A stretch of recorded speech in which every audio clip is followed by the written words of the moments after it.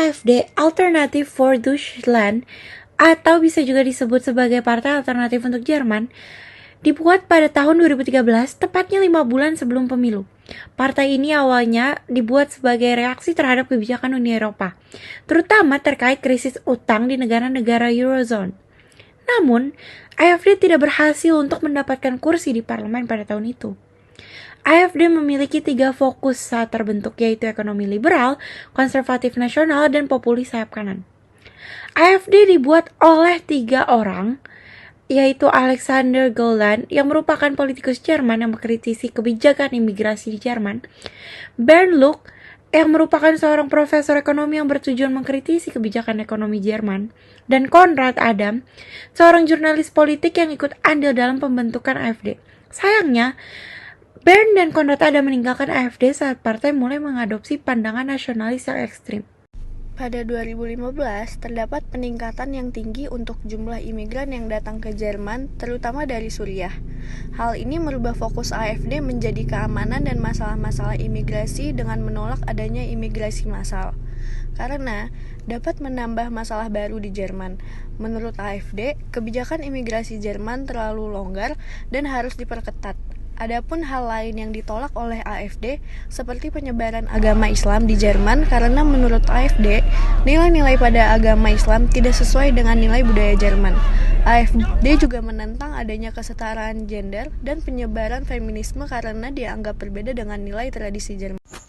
AfD bahkan memiliki aksi yang nyata untuk menolak, seperti contohnya mengusulkan pembentukan dinding perbatasan, penegakan hukum yang lebih tegas terhadap pengungsi ilegal dan kriminal imigran, serta pemotongan dana untuk program integrasi imigran. Dalam beberapa interview, AfD memberi pernyataan rasial dan antisemit yang menjadi kontroversi.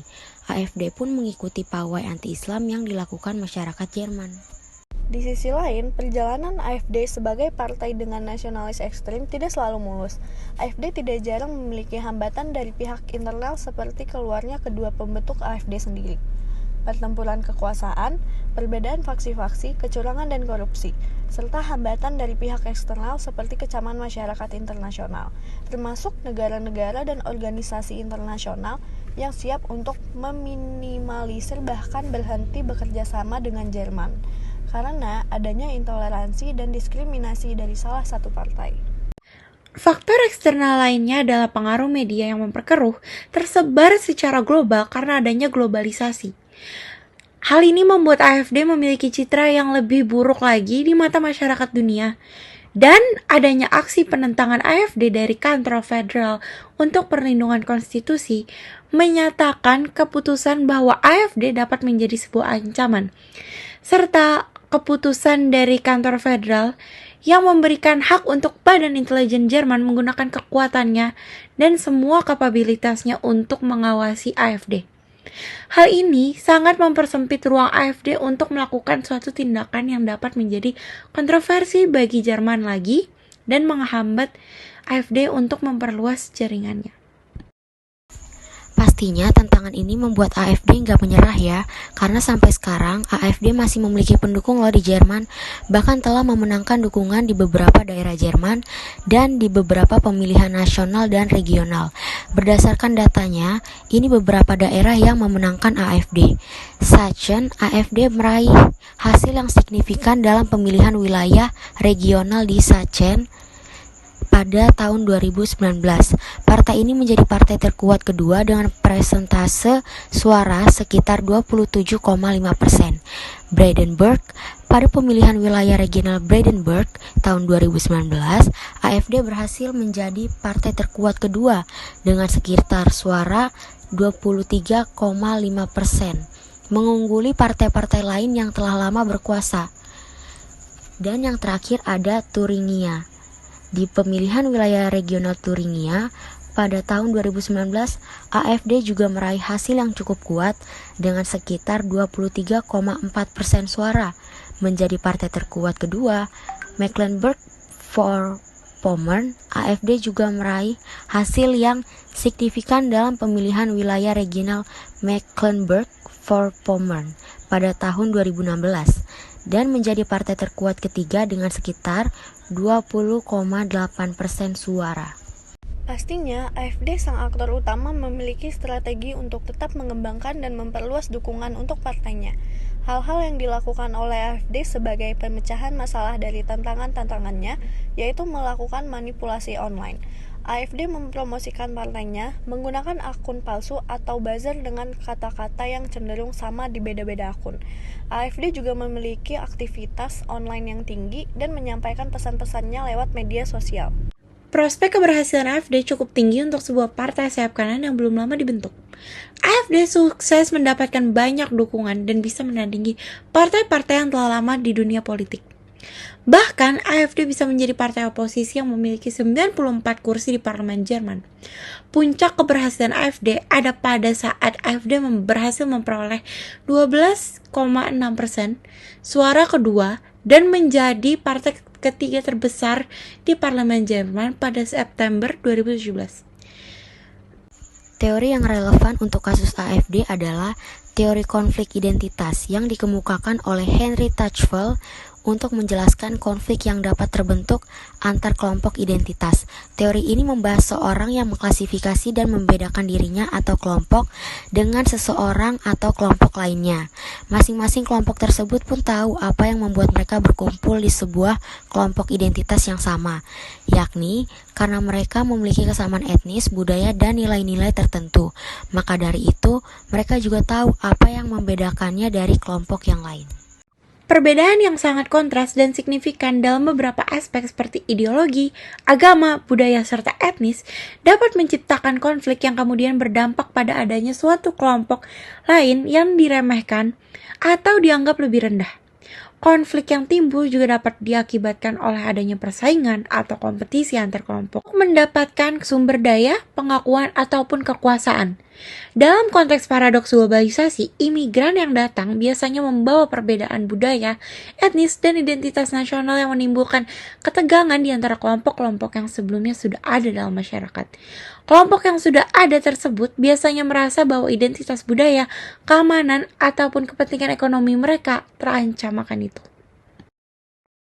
Dengan perasaan terancamnya beberapa masyarakat asal Jerman, hal ini dipolitisasi oleh AfD dengan cara mendukung dan mengaungkan aksi ultranasionalisme untuk memperoleh dukungan dari masyarakat yang merasa terancam. Gerakan tersebut menyoroti perbedaan budaya, etnis, atau agama antara masyarakat Jerman dan para imigran untuk menunjukkan bahwa para imigran memiliki nilai-nilai yang berbeda dengan negara mereka agar warga Jerman pun tidak merasa imigran tersebut tidak cocok untuk berada di Jerman. Dampak negatif dari gerakan ultranasionalisme terhadap masyarakat dan hubungan antar negara adalah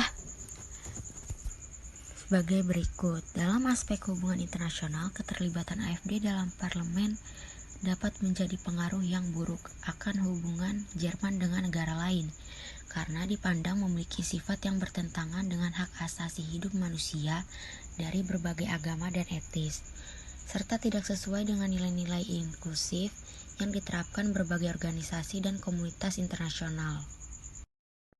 Lalu, apa respon negara lain terhadap ultranasionalisme di Jerman? Negara-negara dan organisasi internasional telah menunjukkan beragam respon terhadap gerakan ultranasionalisme di Jerman. Beberapa negara Eropa mengungkapkan keprihatinan terhadap perkembangan gerakan tersebut, sambil mendorong nilai-nilai inklusivitas dan multikulturalisme. Uni Eropa sebagai organisasi regional menekankan pentingnya melawan ekstremisme nasionalis dan mempertahankan nilai-nilai demokrasi serta hak asasi manusia di Jerman dan negara-negara anggotanya. Organisasi internasional seperti PBB, Dewan Eropa, dan Komisi Eropa juga telah menunjukkan keprihatinan dan memberikan dukungan terhadap upaya melawan gerakan ultranasionalisme di Jerman. Negara-negara dengan hubungan bilateral yang erat dengan Jerman, seperti Amerika Serikat, juga menyuarakan keprihatinan dan mendorong-dorong nilai demokrasi serta inklusivitas dalam hubungan mereka dengan Jerman. Apakah ada gerakan yang bisa menghentikan proses penyebaran gerakan ultranasionalisme di era globalisasi?